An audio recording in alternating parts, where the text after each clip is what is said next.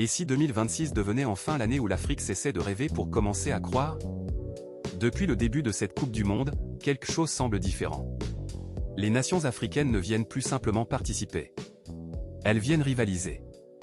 Elles viennent bousculer l'ordre établi. Et certaines d'entre elles donnent déjà l'impression qu'elles peuvent aller beaucoup plus loin que prévu. Alors une question se pose, une équipe africaine peut-elle atteindre les demi-finales pour la deuxième Coupe du Monde consécutive? Et surtout, quelles sont aujourd'hui les deux sélections qui possèdent les arguments les plus solides pour y parvenir? La réponse pourrait bien surprendre une partie du continent. Le scénario qui se dessine pour le Maroc et la Côte d'Ivoire s'inscrit dans une dynamique plus large où les équipes africaines cherchent à s'imposer durablement sur la scène mondiale.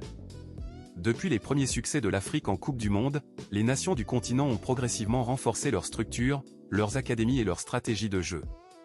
Le Maroc, fort d'une récente campagne de qualification solide, a mis en place une organisation défensive robuste, couplée à une créativité offensive qui rappelle les meilleures équipes européennes. De son côté, la Côte d'Ivoire, souvent surnommée le phénix du football africain, a su rebondir après des périodes de transition grâce à une génération de joueurs expérimentés évoluant dans les grands championnats européens. Les deux équipes partagent une ambition commune, dépasser les attentes et prouver que le football africain peut rivaliser avec les géants du continent. Restez avec nous jusqu'à la fin pour comprendre comment ces deux nations pourraient écrire une nouvelle page de l'histoire du football mondial. Pendant longtemps, le football africain a vécu avec une frustration immense. À chaque Coupe du Monde, les supporters africains arrivaient avec des rêves gigantesques. Puis venait presque toujours le même scénario. Quelques exploits. Quelques matchs mémorables. Puis une élimination avant le dernier carré. Mais aujourd'hui, le contexte n'est plus le même. Pour la première fois dans l'histoire moderne du football africain, plusieurs sélections arrivent à la Coupe du Monde avec des effectifs capables de rivaliser individuellement avec les plus grandes nations du globe. Il suffit de regarder où évoluent les meilleurs joueurs africains. Dans les plus grands clubs d'Europe. Dans les plus grands championnats. Dans les matchs les plus exigeants de la planète. Ce détail change tout. Car l'écart d'expérience qui existait autrefois entre l'Afrique et les grandes nations européennes ou sud-américaines s'est considérablement réduit. Les joueurs africains ne découvrent plus le très haut niveau pendant la Coupe du Monde. Ils le vivent chaque semaine. Et cela se ressent immédiatement sur le terrain. Les équipes africaines sont plus disciplinées, plus organisées, plus tactiques, plus matures dans la gestion des temps faibles. Mais ce n'est pas la seule raison. Depuis plusieurs années, les fédérations africaines investissent davantage dans la structuration de leur sélection nationale. Les centres de formation produisent davantage de talents. Les doubles nationaux choisissent de plus en plus fréquemment les sélections africaines. Les staffs techniques gagnent en expérience. Le résultat est visible. L'Afrique ne dépend plus d'une seule nation capable de créer un exploit. Aujourd'hui, plusieurs équipes peuvent nourrir des ambitions légitimes. Et c'est probablement la plus grande différence avec les générations précédentes. Car lorsqu'un continent possède plusieurs candidats crédibles, les probabilités de voir l'un d'entre eux réaliser un parcours historique augmentent considérablement. Depuis le début de ce mondial 2026, plusieurs sélections africaines ont déjà envoyé des signaux très encourageants. Certaines confirment les attentes. D'autres surprennent. Et quelques-unes pourraient encore créer des secousses inattendues dans la suite de la compétition. Mais avant d'identifier les deux nations qui me semblent les mieux armées pour viser les demi-finales, il faut comprendre une chose essentielle. L'histoire du football africain en Coupe du Monde n'a jamais été une succession d'échecs. C'est au contraire une progression lente, constante et parfois spectaculaire. Et vous allez voir que cette histoire nous donne déjà de précieux indices sur ce qui pourrait se produire en 2026. Pour comprendre pourquoi l'Afrique peut rêver en 2026, il faut regarder dans le rétroviseur. Car contrairement à ce que certains imaginent, l'histoire du football africain en Coupe du Monde n'est pas une histoire d'échec. C'est une histoire de progression. Une progression parfois lente. Parfois frustrante. Mais une progression bien réelle. Tout commence véritablement en 1990. Cette année-là, le Cameroun de Roger Mila choque la planète entière. Les Lions indomptables deviennent la première nation africaine à atteindre les quarts de finale d'une Coupe du Monde. Pour la première fois, le monde découvre qu'une sélection africaine peut faire vaciller les plus grandes puissances du football. 12 ans plus tard, en 2002, c'est au tour du Sénégal d'écrire sa légende. Dès son premier match, les Lions de la Teranga battent la France, championne du monde en titre. Une victoire qui reste encore aujourd'hui l'un des plus grands exploits de l'histoire du tournoi. Le Sénégal atteindra lui aussi les quarts de finale. Puis viendra le Ghana en 2010. Probablement l'une des équipes africaines les plus proches d'une demi-finale avant le Maroc. Les Black Stars échouent aux portes de l'histoire après un scénario devenu mythique face à l'Uruguay. Mais malgré la déception, un message est envoyé, l'Afrique est désormais capable de rivaliser avec n'importe qui. Les années passent. Les infrastructures progressent. Les joueurs africains deviennent incontournables dans les plus grands clubs européens. Et finalement arrive 2022. Le moment où tout change. Le Maroc ne se contente pas d'atteindre les quarts. Le Maroc franchit une frontière psychologique. En devenant la première nation africaine à atteindre les demi-finales d'une Coupe du Monde, les Lions de l'Atlas ont détruit une barrière qui semblait infranchissable. Et dans le sport de haut niveau, les barrières mentales sont souvent les plus importantes. Car une fois qu'un exploit est réalisé, il cesse d'être impossible. Il devient reproductible. C'est précisément ce qui rend cette Coupe du Monde 2026 si particulière. Pour la première fois, plusieurs sélections africaines arrivent avec la preuve qu'un parcours jusqu'au dernier carré n'est plus un rêve inaccessible. L'objectif paraît désormais atteignable. Et lorsque plusieurs équipes partagent cette conviction, le danger pour leurs adversaires augmente considérablement. La question n'est donc plus de savoir si une nation africaine peut atteindre les demi-finales. La véritable question est désormais de savoir laquelle possède les meilleures chances d'y parvenir. Et lorsqu'on analyse les résultats, la dynamique récente et la qualité de l'effectif, un nom s'impose naturellement en premier. S'il y a une sélection africaine qui semble aujourd'hui capable de retourner dans le dernier carré mondial, c'est bien le Maroc. Et ce n'est pas seulement à cause de son parcours historique en 2022. C'est surtout parce que cette équipe continue de progresser.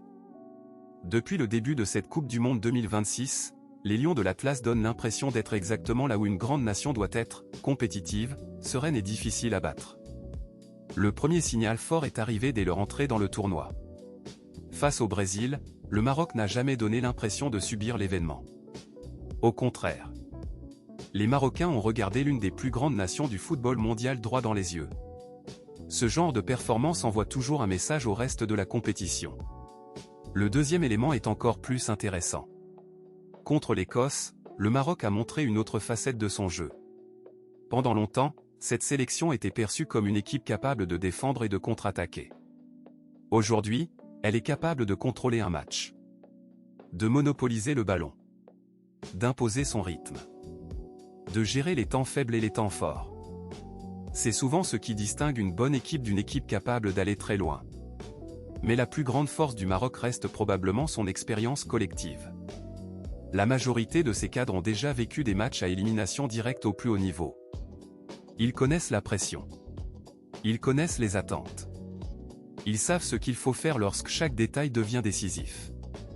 Et dans une Coupe du Monde, cette expérience vaut parfois autant que le talent. Bien sûr, aucun parcours n'est garanti.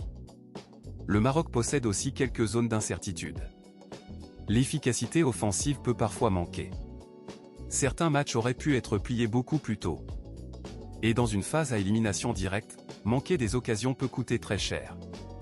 Mais malgré ces réserves, peu de sélections africaines présentent aujourd'hui autant de garanties. Entre la stabilité du groupe, la qualité tactique, le leadership d'Achraf Hakimi et la confiance accumulée depuis plusieurs années, le Maroc possède pratiquement tous les ingrédients nécessaires pour revivre une aventure exceptionnelle. Et c'est précisément pour cette raison que je les vois aujourd'hui comme le candidat africain numéro 1 pour atteindre les demi-finales. Mais une autre équipe attire également mon attention. Une équipe moins médiatisée. Moins attendue. Et pourtant, elle possède peut-être l'un des profils les plus dangereux de toute cette Coupe du Monde. Avant de révéler la deuxième nation africaine que je vois capable d'atteindre les demi-finales, prenons quelques secondes pour parler d'autres prétendants sérieux. Mais avant ça, si vous appréciez cette analyse, pensez à laisser un like et à vous abonner à la chaîne. Cela aide énormément le développement de Playoff et surtout, dites-moi en commentaire quelle nation africaine vous voyez aller le plus loin dans ce mondial 2026. Car le débat est loin d'être terminé. Et c'est justement ce qui rend cette Coupe du Monde passionnante. Lorsqu'on cherche des candidats crédibles pour un parcours historique, deux autres noms viennent rapidement à l'esprit, le Sénégal et l'Égypte. Commençons par le Sénégal. Depuis plusieurs années, les Lions de la Teranga figurent parmi les nations les plus respectées du continent. cette sélection possède une identité forte, une expérience importante, et surtout une culture de la compétition qui s'est construite au fil des grands tournois. Le Sénégal sait gérer la pression. Le Sénégal sait souffrir. Et le Sénégal a déjà prouvé par le passé qu'il pouvait exister sur la scène mondiale. C'est précisément pour cette raison qu'il serait extrêmement dangereux de les écarter trop rapidement. Mais lorsqu'on parle de demi-finale mondiale, chaque détail compte. Et aujourd'hui, certaines équipes semblent disposer d'un peu plus de certitude collective. L'autre nation qui mérite d'être citée est l'Égypte. Peut-être la sélection la plus régulière du football africain sur le très long terme. Une équipe disciplinée, rigoureuse, capable de défendre ensemble, capable également de transformer chaque rencontre en véritable bataille tactique. L'Égypte possède souvent cette qualité que beaucoup sous-estiment, elle est rarement facile à battre. Et dans une compétition à élimination directe, cela peut devenir une arme redoutable. Pourtant, malgré toutes ces qualités, quelque chose me pousse à regarder ailleurs. Car lorsqu'on cherche une équipe capable de créer une immense surprise, il faut parfois identifier celle qui possède encore une marge de progression. Une équipe qui grandit au fil du tournoi. Une équipe qui n'a peut-être pas encore montré tout son potentiel. Et justement, il y a une sélection africaine qui correspond parfaitement à ce profil.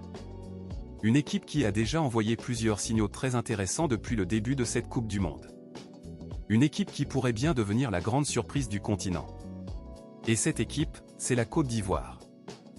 Si le Maroc représente aujourd'hui la continuité et l'expérience, la Côte d'Ivoire représente peut-être le potentiel le plus intrigant du football africain dans cette Coupe du Monde 2026. Et c'est précisément ce qui la rend si dangereuse. Depuis le début du tournoi, les éléphants ont montré quelque chose que l'on retrouve souvent chez les équipes capables de réaliser de grandes campagnes. La capacité à rester compétitif face à n'importe quel adversaire. Le premier signal positif est arrivé dès leur entrée en lice. Une victoire contre l'Équateur. Pas forcément le résultat le plus spectaculaire du tournoi. Mais un succès précieux. Car les grandes compétitions se construisent souvent sur ce genre de match. Des rencontres qu'il faut gagner. Même lorsque tout n'est pas parfait. Puis est arrivé le choc contre l'Allemagne. Et malgré la défaite, cette rencontre a probablement renforcé mon opinion. Pourquoi? Parce que la Côte d'Ivoire n'a jamais semblé dépassée. Mieux encore. Pendant une grande partie du match, les Allemands ont réellement douté.